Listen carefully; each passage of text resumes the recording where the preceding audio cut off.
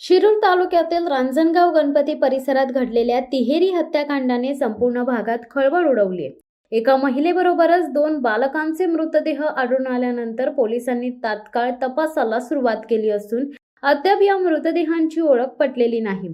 या घटनेचा तपास पुणे ग्रामीण पोलिसांचे विशेष पथक करीत आहे. खंडाळा माथ्याजवळ रांजणगाव गावच्या हद्दीत महिला आणि तिच्या 2 लहान मुलांना अज्ञाताने खून करून पेटवून दिले. या महिलेचे वय अंदाजे 25 वर्षे असून तिच्या लहान मुलांचे वय अंदाजे 4 वर्षे आणि 2 वर्षे आहे. पोलिसांनी घटनास्थळावरून काही पुरावे गोळा केले असून या हत्याकांडामागील कारणांचा शोध घेण्यासाठी पोलीस विविध शक्यता पडताळून पाहत आहेत. या प्रकरणातील मृतदेहांचे चेहरे ओळखून न येण्यासारखे असल्यामुळे ओळख पटवणे अधिक कठीण झाले. या हत्याकांड प्रकरणातील मृत महिलेच्या डाव्या हातावर जय भीम असे गोंदलेले असून बदामामध्ये मॉम डॅड असे इंग्रजीत लिहिलेले आहे. दुसऱ्या हातावरही रंगीत टॅटू काढलेले असून बदामामध्ये इंग्रजीत आर व एस ही अक्षरे गोंदवली आहेत. रांजणगाव गणपती हद्दीमध्ये खंडाळे माता परिसरात एका बंद पडलेल्या कंपनीच्या मागील बाजूस गेल्या रविवारी म्हणजेच दिनांक 25 मे रोजी वयवर्ष 25 ते 30 वयोगटातील महिला, 1.5 व 4 वर्षाचे 2 मुलांचे मृतदेह आढळून आले होते.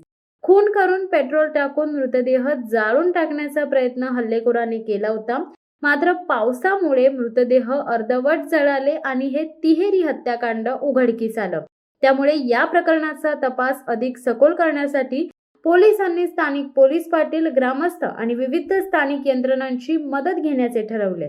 तसेच याबाबत कोणालाही माहिती मिळाल्यास पोलीस निरीक्षक महादेव वाघमोडे 9420756783, पोलीस अविनाश थोरात, सहाय्यक फौजदार दत्तात्रय शिंदे, राहुल भडाळे 8805900700 यांना या नंबरवर संपर्क साधण्याचे आवाहन रांजणगाव MIDC पोलिसांनी केले.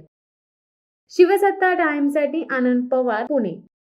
दे धडक बेधडक वृत्त देणाऱ्या आपल्या शिवसत्ता टाइम्स न्यूज चॅनलला लाल बटन दाबून सबस्क्राईब करा आणि बेल आयकॉनला क्लिक करायला विसरू नका.